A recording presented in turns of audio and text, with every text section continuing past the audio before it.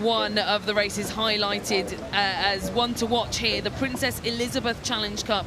Two giants of the schoolboy rowing scene, St Paul's School on the far side, Shiplake College on the near side, and they're going to get underway in this head-to-head gladiatorial battle in the Princess Elizabeth Challenge Cup. This is a completely intimate competition. These crews know each other thoroughly well. They've raced each other regularly over the season.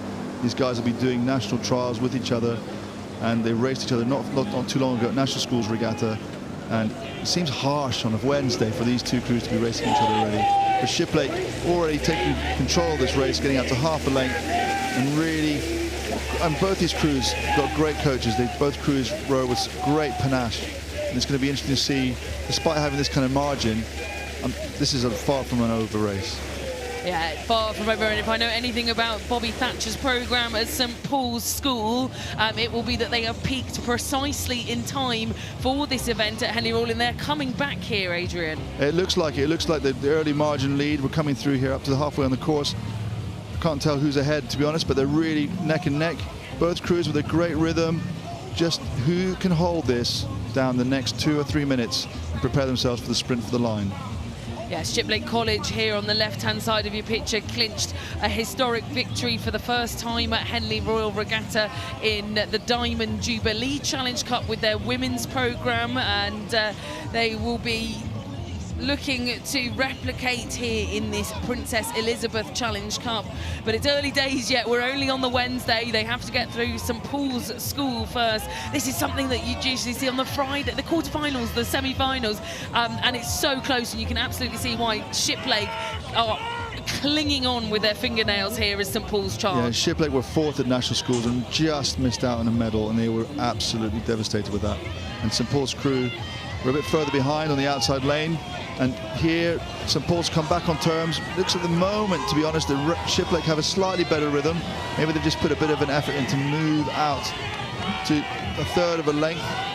Shiplake doing a really good job here, but really now St Paul's, the Cox and the crew need to be brave.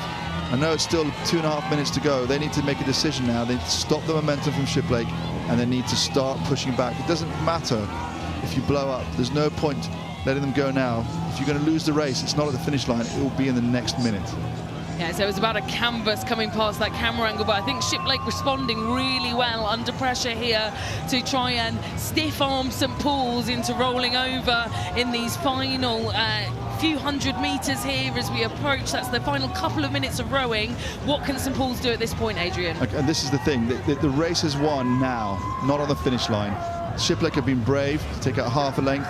St Paul's need to be courageous now and do everything they need to do to get back on terms, because otherwise this is over. But it really looks like St Paul's have put their hand in the fire now, and they are really, look at that, the effort they're coming through from the side here. It looks like they might be just ahead. St Paul, now the pressure switches, and Shiplake now need to decide, you either win the race now or you lose the race now. Get back on terms. This is going to be amazing. Absolutely fearless. Some from St Paul's School here as they come into the regatta enclosure. As Adrian said, they put their hand in the fire. They've decided to take charge now in the sprinting stages, and they've gone up for the first time in this race. What can Shiplake do to respond? These are young guys, and they've a minute and a half to go, and they've done the superhuman effort to get through. The amount of effort it takes to change momentum in an 8 is unbelievable. And now Shiplake have a choice to make. Either they've spent their cookies and it's done, or they're tough enough to have one more go, because if they don't have a go, it's all over. Shiplake, 4th at the National Schools Regatta. They comfortably beat St Paul's, who had a disappointing performance. But like we said earlier, the National Schools is peanuts compared to Henley Royal Regatta in the Princess Elizabeth Challenge Cup. This is the trophy they all want to get their name on, and St Paul's have been there. They've done it before. They know exactly what they need to do. And Bobby Thatcher's crew here looking to make a real statement ahead of the 4th place winners of National Schools Regatta. What a move from them. That is phenomenal. What they've just done to put a length on Shiplake in about a minute and a half, that is stupendous. The courage that has taken, and now it looks like, barring anything going wrong, they're going to win this by a length. Remarkable, absolutely remarkable.